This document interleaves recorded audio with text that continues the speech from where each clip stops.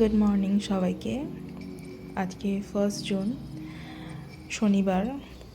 আজকে কলকাতায় ভোট আছে, তো যার জন্য আমাদের ক্লাস বন্ধ, আর তাছাড়া আমাদের হস্টেলও বন্ধ, হস্টেল থেকে বেরোতেও দেবে না।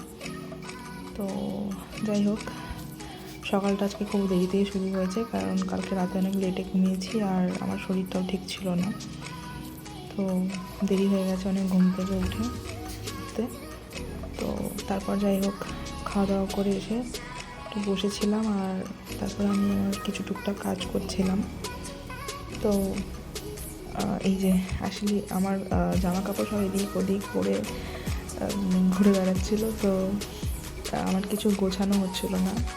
তো আজকে পুরো ঘরটা গুছিয়েছি সব সুন্দর করে। তো যাই হোক, তারপর স্নান টান করে এলাম, স্নান করা হয়ে গেছে। এবার একটু ফ্রেশ লাগছে, আমি অ্যাকচুয়ালি সকাল সকাল স্নান করি, তো আজকে অনেকটাই লেট হয়েছে স্নান করতে। আর এই যে স্নান করে এসে আমার প্রচণ্ড পরিমাণে খিদে পেয়ে গেছে, তো এখন খাবারেরই ব্যবস্থা করব। তো যাই হোক, আমার খাবার বলতে এই তো শুকনো পাউরুটি আর কিছু ফল।